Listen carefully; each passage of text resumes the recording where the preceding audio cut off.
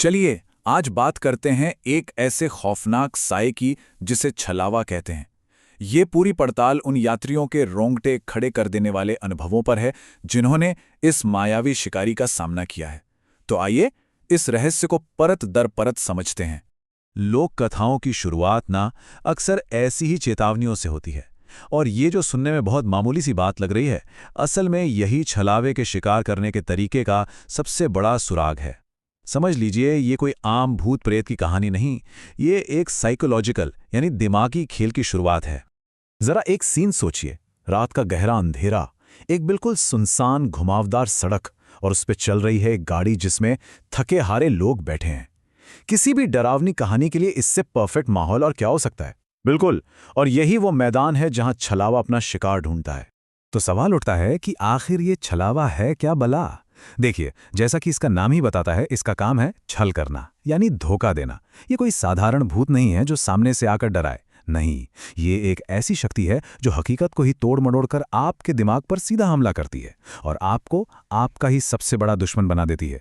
इन कहानियों से ना छलावे के काम करने के कुछ बुनियादी नियम साफ हो जाते हैं। पहला, इसका हमला जिस्मानी कम ज़हनी ज्यादा होता है, और इसके सबसे बड़े हथियार थकान, डर और आपके ही दिमाग में पैदा किया गया शक। मतलब सबसे जरूरी बात यह है कि छलावे की असली शक्ति बाहर से नहीं आती, वो तो शिकार के अंदर से ही पैदा होती है।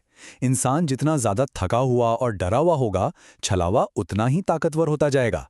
बिल्कुल उस शिकारी की तरह जो हमला करने से पहले अपने शिकार को हर मुमकिन तरीके से कमजोर कर देता है। तो अब जरा इसके सबसे बड़े हथियार को समझते हैं। भ्रम का जाल। छलावा आपकी हकीकत की समझ को ही कुछ इस तरह से तोड़ मरोड़ देता है कि उसके शिकार पूरी तरह से बेबस हो जाते हैं। इसका पहला उदाहरण है बस का वो सफ़र। यात्रियों को अचानक ये एहसास होता है कि वो एक ही रास्ते पर गोल गोल बार बार घूमे जा रहे हैं। वही जंगल, वही पलटा हुआ ट्रक, बार बार। यह समय और जगह का एक ऐसा जाल है, एक ऐसा लूप है जिससे बाहर निकलना लगभग नामुमकिन लगने लगता है। और ये भ्रम सिर्फ रास्ते तक ही नहीं रहता। अरे हद तो तब हो जाती है जब छलावा एक यात्री के दिमाग से बुरगांव नाम का एक पूरा का पूरा गांव ही बना डालता है, और इसका मकसद उन्हें एक जानलेवा जाल में खींचना।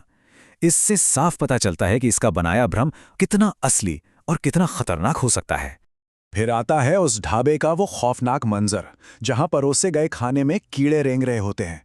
लेकिन यह सिर्फ डराने का एक तरीका नहीं था। नहीं, ये एक टेस्ट था, यात्रियों के भरोसे और उनकी हकीकत को परखने की पकड़ को तोड़ने का एक तरीका। और आखिर में अंधेरे से निकलती मशाले लिए हुए लोगों की वो भीड़, ये भी ध्यान भटकाने और खौफ पैदा करने की एक और चाल थी। मकसद वही कि घबराहट में यात्री कोई ना कोई गलत फैसला कर बैठें। लेकिन सुनिए, बाहरी भ्रम से भी कहीं ज्यादा खतरनाक है छलावे का अगला दांव, वो पड़ाव जहां वो एक ही ग्रुप के साथियों को एक दूसरे का दुश्मन बना देता है। यानी छलावे का असली मकसद खुद किसी को मारना है ही नहीं, उसका मकसद तो डर और शक का एक ऐसा माहौल तैयार करना है कि इंसान खुद ही एक दूसरे की जान ले लें। सोचिए, बिना हाथ गंदे किए शिकार उसके कब्जे में। और इन कहानियों में हम इस दिमागी हमले के दिल दहला देने वाले अंजाम देखते हैं। सुशील सर का अपनी जान लेने की कोशिश करना, उस बेकसूर आदिवासी लड़की की हत्या और श्रीकांत का अपने ही मामा पर हमला, ये सब उस छलावे की साइकोलॉजिकल जीत के सबूत हैं। पर छलावे का सबसे डरावना पहलू सिर्फ भ्रम पैदा करना नहीं है। सबसे डरावनी बात तो ये है कि वो शिकारियों के बीच उन्हीं में से एक बनकर छिपा होता है। तो सवाल ये है कि इस दुश्मन को पहचाना कैसे जाए। और यही सामने आता है इसका सबसे खतरनाक रूप, अमावस छलावा। ये बड़े ग्रुप्स को निशाना बनाता है। और तरीका, पहले किसी एक को मारकर उसके शरीर पर कब्जा कर लो और फिर उसी का भेस लेकर बाकी सबको गुमराह करो। तो फिर इस धोखेबाज को पकड़ा कैसे गया? इसका जवाब हिंसा में नहीं बल्कि तर्क और ध्यान से देखने में छिपा था। जब श्रीकांत ने शाम की कहानी का एक बड़ा झूठ पकड़ा कि उसके मामा की कोई ट्रैवल एजेंसी है ही नहीं, तब सारी कड़ियां अपने आप जुड़ गईं। उसका वो अजीब सा शांत व्यवहार, खतरनाक फैसलों के लिए उकसाना, सब कुछ शीशे की तरह साफ हो गया। तो इन सारे दर्दनाक अनुभवों से जो सबक मिले हैं, उनसे छलावे से बचने की एक तरह की गाइड तैयार होती है। अगर कभी कोई ऐसी मुसीबत में फंस जाए तो उसे क्या करना चाहिए? और सबसे दिलचस्प बात यह है कि छलावे से बचने का रास्ता जिस्मानी ताकत से नहीं बल्कि दिमागी मजबूती से होकर गुजरता है। डर पर काबू पाना, ठंडे दिमाग से सोचना और सबसे जरूरी अपने साथियों पर भरोसा बनाए रखना, बस यही बचने का इकलौता तरीका है। और आखिर में लोक कथाओं से जुड़ी एक बड़ी हैरान करने वाली बात। कहते हैं कि जब कोई इंसान छलावे को हरा देता है तो वो उसे मारता नहीं है बल्कि उसे मुक्ति दिलाता है।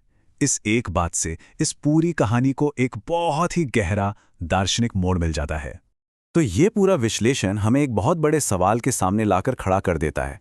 क्या छलावा सच में कोई बाहरी अलौकिक शक्ति है, या फिर ये हमारे ही अंदर का वो अंधेरा है जो हद से ज्यादा तनाव, थकान और डर में बाहर निकल आता है? इस पर सोचिएगा जरूर।